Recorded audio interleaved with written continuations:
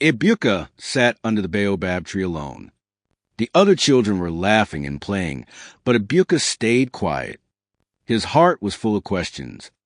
Why would Papa give away his name? He whispered to the tree. The tree didn't answer, but a cool wind brushed his cheek like a gentle hand. It reminded him of Papa's voice, soft and strong. Later that day, he sat with his mother and said, "I want to be a good storyteller like Papa." His mother was surprised. Then she said, "Ebuka, a good storyteller must carry many stories. Some are heavy, some are scary." "I know," Ebuka said, "but if Papa gave his name to save me, then maybe I can find his name again." Mama held his hands. "Then you must learn. You must listen to the trees, the drums, and the silence. They will teach you." The next day, Ebuka started learning. He listened to the old songs. He sat with the village drummers and learned their beats. He visited the blind elder who told riddles that made Ebuka think deeply. But the most important thing Ebuka did was listen to dreams. One night, he dreamed of a strange place where words floated like clouds and stories ran like rivers. He saw Papa there, older, quiet, with no name, but a smile as warm as fire. "Papa," Ebuka called. Papa looked at him. "Tell your story, Ebuka. The world needs it." Then he vanished into the wind. Ebuka woke with tears on his face, but also a fire in his chest. He had work to do. Strange things began to happen in the village of Amumba. The village dogs barked at the moon. The goats refused to eat, and the river near the edge of the forest began to whisper. One morning, Ebuka sat beside it and heard the words clearly. The name is not lost. It is hidden in the forgotten story. Ebuka blinked. What story? The river swirled but didn't answer. He told his mother what he heard. She grew pale and quiet. "There is one story," she said. "We do not speak. It was buried by the elders long ago. They said it was too dangerous." Ebuka leaned forward. "Then that's the one I need." Mama shook her head. "No, if you open it, it could bring harm." "But Papa is nameless," Ebuka said. "If I don't find the story, he might disappear forever." His mother looked into his eyes. They were the same as Papa's.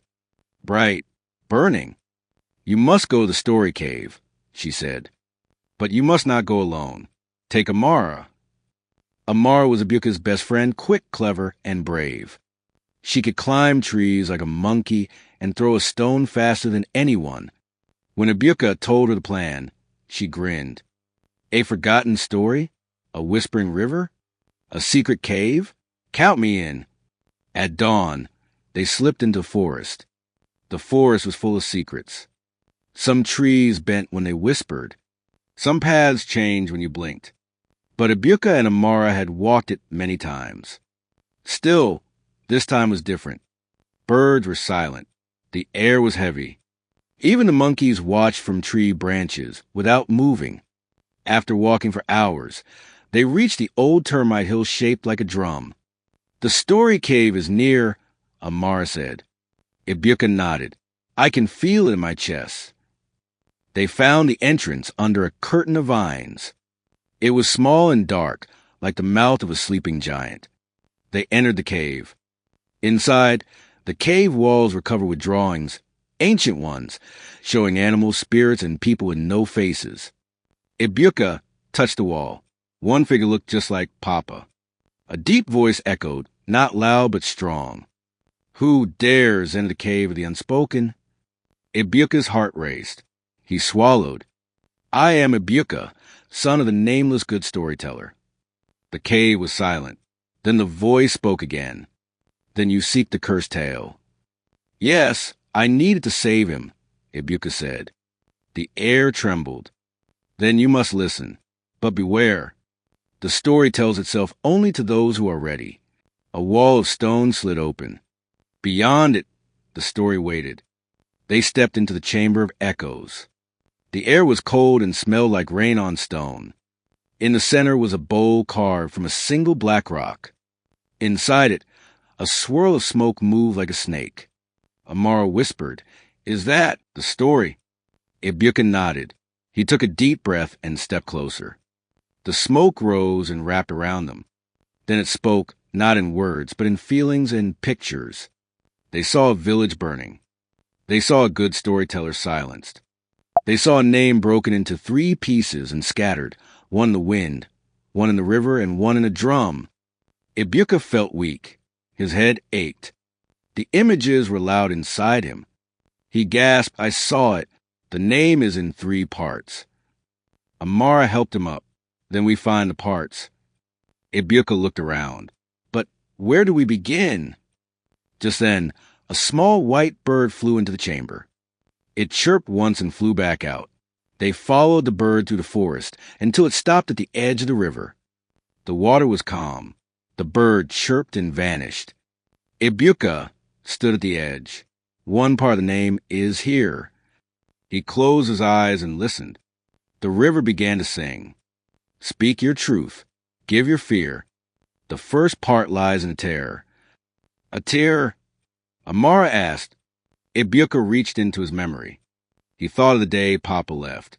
He remembered the pain, the fear, the silence. Tears rolled down his cheeks. The river shimmered. A small silver shell rose from the water. Inside was a tiny glowing letter, a piece of a name. Ebuka held it gently. 1 down. 2 to go. Amara said. The wind blew softly, and a drumbeat sounded in the distance. They followed the drumbeat for 2 days. It led them deep into hills, where old trees stood like tall giants. They came to a circle of rocks. In the center was a single drum, made of lion skin and carved wood. Ebuka walked to it and placed his hand on it. Boom! The drum answered him. Amara watched in awe. It's alive. The drum began to speak in rhythm. Second piece hides in beat and bone. Drum of truth, not made of stone. Speak your love and give your pain. Only then the name you'll gain. Ebuka placed a silver shell beside the drum. He closed his eyes and whispered, I love Papa. I love how he told stories. I miss him every day. Then he whispered, I'm scared I'll never see him again. Boom, boom, boom. The drum opened with a hiss. Inside, a glowing bead, another part of the name. Ebuka took it, tears in his eyes. Now only one part remains. The wind howled suddenly, and the earth beneath them shook. The final piece was hidden in the wind. They climbed to a very high mountain near the village. The wind howled like a lion, whipping their clothes and hair. Ebuka shouted, I know you're here. Give me the last piece. But the wind pushed him back. Amara held his hand. It's not anger you need. The wind listens to courage. Ebuka closed his eyes. He thought of Papa. He thought of the cave, the river, the drum. He thought of the stories he would tell. He stepped forward and whispered, I am not afraid. The wind stilled. Then it spun in a circle and dropped a glowing feather. Inside the feather was the final piece of the name. Ebuka held all 3 pieces in his palm. What now? Amara asked. Ebuka smiled. Now we give him back his name. They returned to the village and stood before the baobab tree. Ebuka placed the 3 pieces on the ground. He played the drum softly. The river whispered nearby. The wind curled around the trunk. Ebuka said, I call the name back. I call Papa back. Light rose from the ground. The name spun together, golden and full. From the shadows, a figure stepped forward. He was older. He looked tired. But his eyes were bright. Papa, Ebuka whispered. The man smiled. You remembered me. Ebuka ran to him. I brought your name back. Papa held him tight and said, I have a new story to tell.